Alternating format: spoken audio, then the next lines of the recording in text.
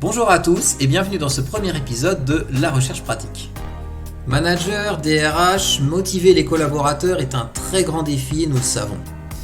Un des moyens d'y parvenir, c'est de s'interroger sur l'employabilité, les encres de carrière et la carrière protéine. Qu'est-ce que c'est ? Pourquoi ? Comment faire ? La réponse en 5 minutes.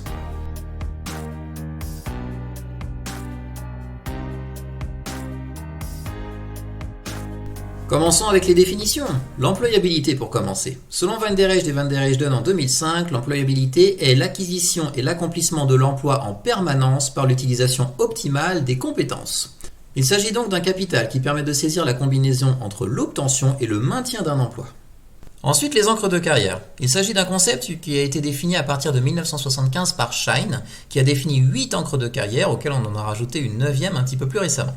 Alors plus précisément, de quoi s'agit-il ? Les collaborateurs et tout travailleur va simplement développer un concept de sa carrière, une vision de sa carrière, à laquelle il va s'attacher tout particulièrement, et l'encre de carrière est quelque chose que le collaborateur n'abandonnera pas durant au moins une partie de sa carrière, quelque chose vraiment auquel il va s'attacher, et il va construire sa carrière autour de l'encre. Alors ces encres, quelles sont-elles ? L'encre compétences techniques fonctionnelles pour commencer, qui est simplement le développement des compétences de l'individu. Ensuite, l'encre autonomie. Le collaborateur va rechercher une autonomie dans son travail. Nous avons ensuite l'encre sécurité-stabilité. Sécurité de l'emploi, stabilité de l'emploi. L'encre managériale. Les collaborateurs qui souhaitent évoluer dans la hiérarchie. Nous avons également l'encre créativité, création d'entreprise, création diverse. L'encre dévouement, attachement simple de valeurs dans la carrière d'un individu. L'encre défi pur, certains individus qui vont être motivés par la réalisation de défis, de challenges. L'encre style de vie, recherche d'un équilibre principalement entre vie privée et vie professionnelle. Et pour finir, l'encre internationale, recherche d'un emploi à l'international. Attardons-nous maintenant à la définition de la carrière protéenne. On dit que l'individu est capitaine à bord du navire de sa carrière. Pourquoi protéenne ? Proté est une divinité marine polymorphe qui conserve son identité au travers de ses changements de forme. Cette métaphore est tout à fait intéressante dans la carrière puisque les individus ne vont pas faire leur carrière en 2021 dans une seule entreprise, dans un seul travail, avec une seule formation de base. Cynthia Blanchette et Dominique Burwell-Bencherki se sont donc intéressés à ces trois concepts. Leur problématique, dans quelle mesure les encres de carrière influencent-elles l'employabilité dans une carrière protéenne ? Afin d'apporter des réponses concrètes et des réponses pratiques, allons directement au niveau des résultats. L'encre compétences techniques fonctionnelles était l'encre qui était mise en avant dans chacune des 5 dimensions de l'employabilité. On va s'intéresser donc tout particulièrement aux personnes qui sont ancrées compétences techniques fonctionnelles. Qui sont-ils ? Comment est-ce qu'ils fonctionnent ? Comment est-ce qu'ils considèrent le travail ? Qu'est-ce qui les motive ? Les auteurs y ont apporté quelques réponses. Déjà et sans surprise, les ancrés compétences techniques fonctionnelles se considèrent compétents dans leur domaine de compétences. Ils vont s'auto-encourager à développer leurs propres compétences. Ils n'auront pas nécessairement besoin qu'ils soient poussés. Ils vont se spécialiser donc et organiser leur carrière autour de ces compétences. Leur identité professionnelle est donc celle de leurs compétences. Ils vont être reconnus comme individus collaborateurs maîtrisant telle compétence, spécialistes dans telle compétence, et ils devront être managés et dirigés en ce sens. Ils ont également une très forte capacité d'adaptation dans tous les milieux qui leur permettront d'utiliser ces compétences-là. Ils ont une très forte employabilité perçue.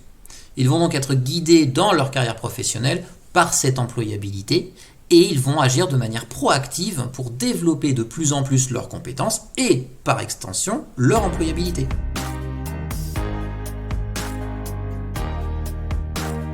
Alors vous, manager, DRH, étudiant, collaborateur, comment prendre en compte les encres de carrière dans le développement de l'employabilité de vos collaborateurs dans le cadre d'une carrière protéine ? Les auteurs Cynthia Blanchette et Dominique Burwell-Bencherki ont émis quelques recommandations managériales que je vous invite à écouter attentivement. Première recommandation. Il va être très important pour les managers, DRH et collaborateurs de bien prendre en compte la théorie des encres de carrière dans le développement de l'employabilité. Parce que cela permettra d'obtenir une vision plus fine des besoins et des souhaits des collaborateurs. Deuxième recommandation managériale, bien prendre en compte l'encre dominante des collaborateurs. Troisième recommandation, nous parlons de la théorie des encres de carrière, Mais cette théorie, encore faut-il la connaître, encore faut-il que le collaborateur ait la capacité d'évaluer ses encres de carrière pour les connaître lui-même. Donc, la recommandation des auteurs va être de mettre à disposition des collaborateurs des outils leur permettant d'évaluer leurs encres de carrière, notamment l'encre de carrière dominante. Quatrième recommandation, favoriser la mise en place d'un dialogue entre manager et collaborateur qui permettra au manager de proposer un meilleur plan de carrière suivant l'ancrage de carrière du collaborateur. Et pour finir, et non des moindres, cinquième recommandation, la prise en compte des encres de carrière doit toujours être faite en relation avec le maintien et le développement de l'employabilité des collaborateurs. Voici qui clôt cette première vidéo de la recherche pratique en ressources humaines sur les encres de carrière, l'employabilité et les carrières protéennes.